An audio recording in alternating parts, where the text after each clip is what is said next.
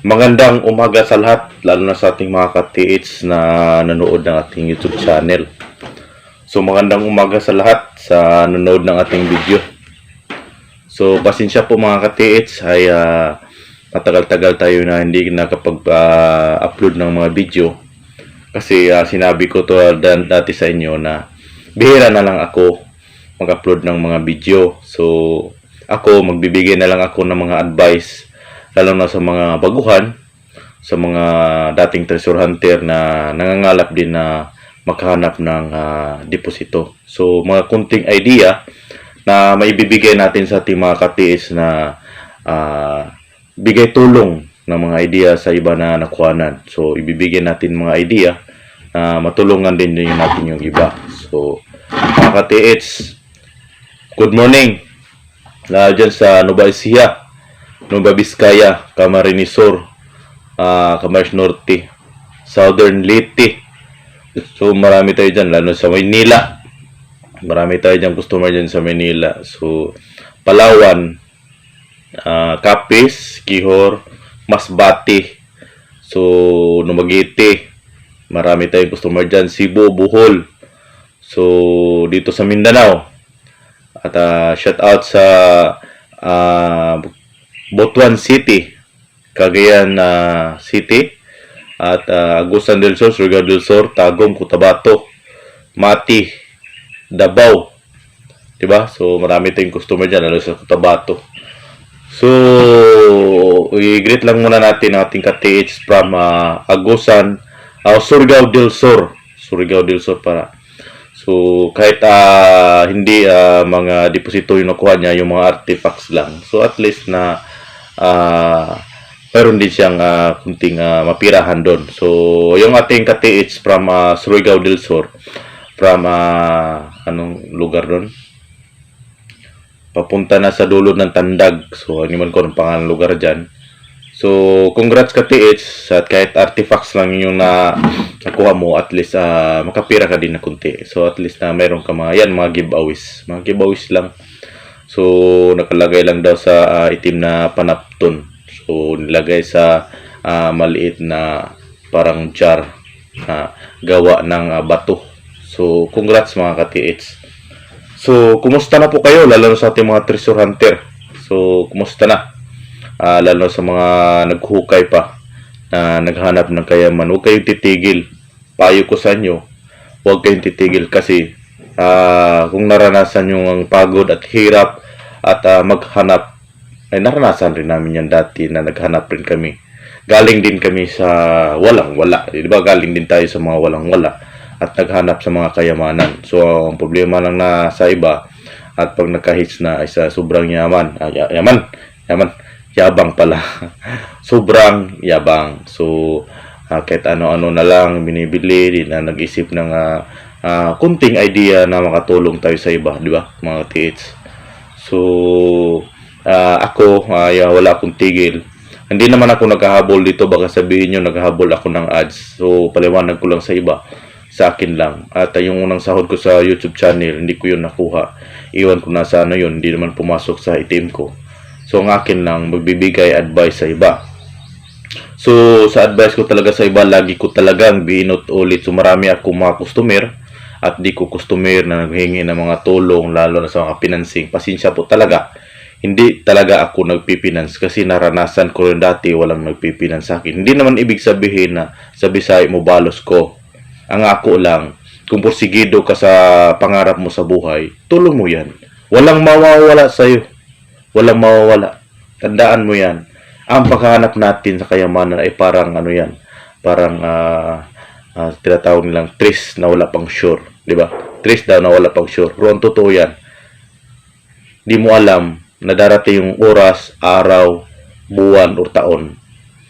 Ay talagang mabigla ka na lang na makakita ka ng para sa'yo. Payo ko talaga sa lahat ng mga naghahanap dyan, huwag kayo itong titigil. Kung may pangarap ka sa buhay mo, ituloy mo yan kasi yan po ang pinapangarap ko dati. Talagang hindi naman ako kayamanan, sobrang yaman kasi hindi naman rin ako nagmamayabang sa mga natulungan ko at mga chichira. So, ayaw ko rin naling na talagang dami kong pinapakita, ito ang yaman ko, ito ang nakuha ko, ito ang nabili ko. Gusto ko lang maging simple. Simpleng tao lang. At gusto ko lang ibahagi sa inyo, mga katiits. Kasi alam ko talaga nahirapan kayo. Kunting idea lang. Kunting idea lang. Isa lang talaga, mayroon talagang laging inuulit sa inyo. Isang bagay na gusto ko talagang na ilagay sa isip nyo na ang tamang gawin. So, ganito mga katiits. Isang sign lang talaga na maganda. Yan lang naman talaga ang lagi kong yung advice sa inyo na isang sign lang ng magandang sign. Huwag na kayong maghanap ng kasing formation lang ng bato, kahit biyak-biyak lang ginagawa ng sign, kahit ano-ano na lang ang kawangis na naiisip mo. So, payo ko sa inyo mga katiits, isang sign lang, napakaganda.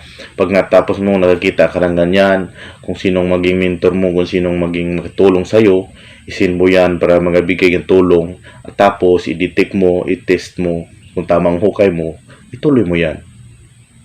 Yung iba na humihinto, parang hindi ko kayo masisi, di ba?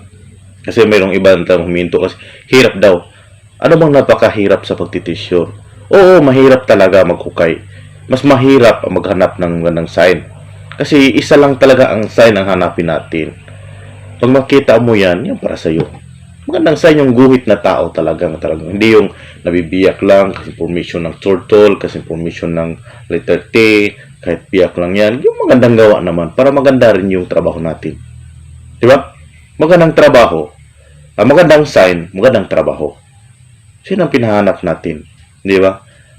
So, detect mo yan. Pag dapat detect, kung saan nagdi-detect, i-test mo. Huwag mo kayong hinto. Hayaan mo yung iba na humihinto. Kasi pag humihinto ka, para pinapatay mo yung pangarap ng mga anak mo. Kasi wala naman tayong ginagawa dito sa mundo, kundi ang magtrabaho para sa mga anak natin. Kung di mo yan kayang ibigay sa mga anak mo, ikaw na ang pumatay sa mga pangarap sa mga anak mo. Para mo nang pinabayaan.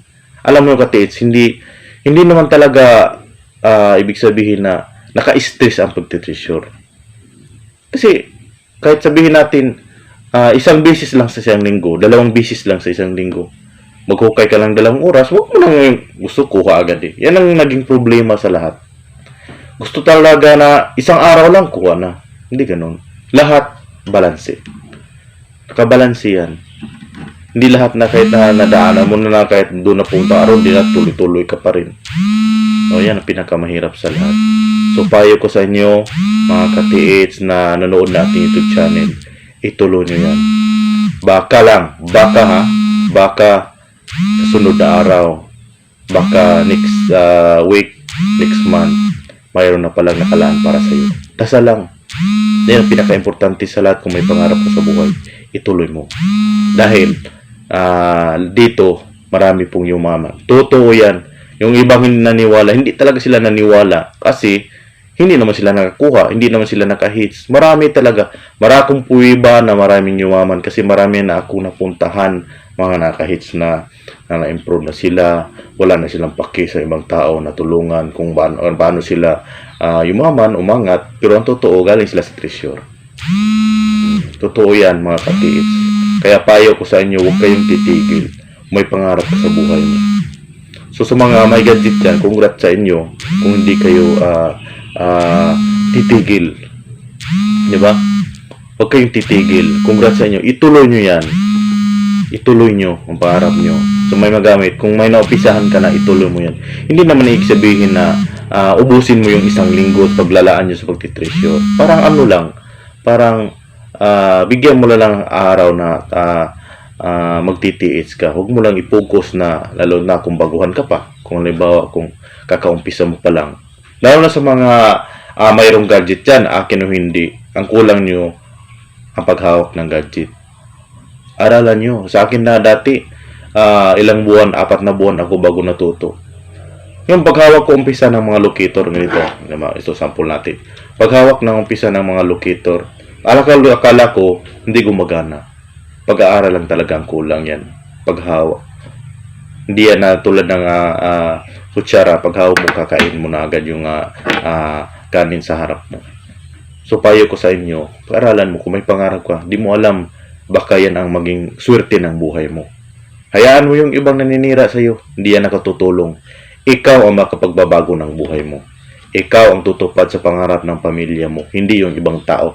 Kung naninira man sila, mas lalo kang pinabagsak kasi naniwala ka sa mga salita nila. Wala kang tiwala sa sarili mo. Tiwalaan mo yung sarili mo na kaya mong baguhin ang buhay mo, kaya mong iangat ang buhay mo, balang araw, makamit mo yung pangarap mo. Yan ang magandang advice ko sa inyo mga ka-TH. Dahil tayo ay galing sa mahirap. Ako mahirap din ako, hindi naman ako sobrang yaman, hindi naman ako mayaman. Kasi gusto ko lang maging simpleng tao. Gusto ko lang makatulong sa inyo. Hindi rin ako naghahabol, baka sabihin nyo, ay, recording sign ng video na naman, naghanap na naman to ng ads. Hindi po ako naghanap ng maraming nanonood dito. Sa akin lang, kung ikaw nanonood ng video to, napakaswerte mo. Bakit? Itong advice to, ilagay mo sa isip mo na balang araw, maka-hits ka rin. Tandaan mo yan, dasal lang. Wala nang mawawala kung magdasal tayo. Kung mayroon kang gamit, congrats sa inyo. Huwag kang titigil. Mayroon ko kang gamit, ituloy mo yan. So, payo ko sa mga treasure hunter. Kaya mayroon tayong locator. Kaya mayroong mga locator. Ano bang gamit sa mga locator? Ang mga gamit sa mga locator, explanation, sana manood kayo. Ang trabaho ng locator ay taga-locate lang kung saan ka banda maghukay. Parang ano lang rin yan. Parang bara at pala. Ang trabaho ng bara, tara-tara ba yan? Ay taga-tusok lang ng lupa, taga-hukay. Iba yung taga-ahahon. Yung pala mo ay taga-ahon. Kasi hindi naman pwedeng iahon niya yung tara-tara na yan, yung bara na yan, di ba? Pala. Yun ang trabaho, yun ang ibig kong sabihin, pahiwatig sa inyo. Ang trabaho ng locator, kasi marami nagkakamali talaga. Ginagamit na yung locator, kaya kahit Bourbon elektroniko, alam nila yan. Ang trabaho kasi ng locator, hindi na may sabihin, mapagastos ka na naman. Gusto ko lang i-explain sa inyo ng tama. Ang trabaho ng locator, taga-locate yan, tagahanap kung saan ka banda maghukay. Hindi mo na yan pwedeng gamitin sa ilalim ng hukay. Kasi sa wala pa na yung hukay, paliwanag ko sa inyo, yung mga lakas na enerhiya sa ilalim ng minerals dyan, hindi pa yan nakasingaw. Hindi pa yan nakasingaw. It means, ang nakasingaw dyan, yung aura ng gold lang. Di ba?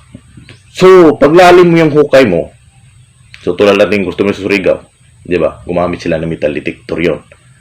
So, kahit aura meter, okay na yan.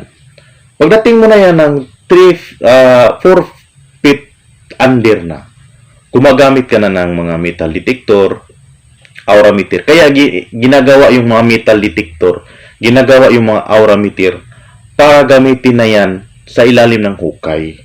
Diyan talaga sila para sa hukay. So, sana po ay maliwanag sa iba. Ang locator, yun na yan pwede kahit kailalim sa tunnel, yung mga tunnel ng Hapon, yung mga cave, huwag nyo niyang gamitin yan. Napakahirap na yan. Ang lakas ng singaw na yan sa mga minerals, malakas pa sa gold. Kaya mahirapan, kaya magtingin yung locator pag ganon-ganon na siya. Kasi marami talagang humahatak na sobrang lakas pa sa gold. Hatakin talaga. So, ang magandang gamitin kung dyan ka sa, wala naman kung halimbawa, kung cave ang deposit, hinahanap mo. So, karamihan dyan sa mga giveaways, andyan sa mga 3 feet to 9 feet. So, gamit kayo ng aura. Aura meter. Kasi yung aura meter, hindi na kailangan ng balanse. Mga metal detector, hindi na kailangan ng balanse. Kaya hindi ka na mahirapan. So, ang locator is pang-locate lang talaga dan kung saan ka talaga banda maghukay. So, halimbawa, yung area mo is parang mabuhangin or para siyang maraming limestone. Maraming maraming mga dust gold na sobrang liit. So, pwede possible yan, hatakin yan ng mga locator.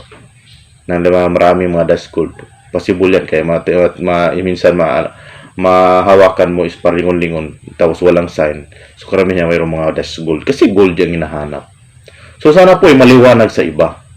Na lalo sa ating mga ka-TH. So, congrats ulit ating ka-TH from Surigao del Sur. So, kahit artifacts lang yan, sir, is mayroon ding value yan. So, pwede mo yung benta, pero hindi naman kamahalan.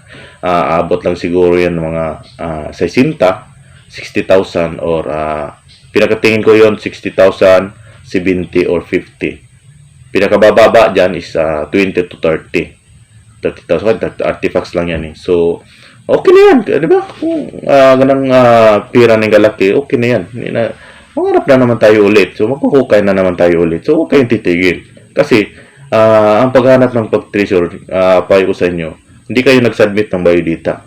Hindi kayo kumukuha ng MBA clearance, police clearance.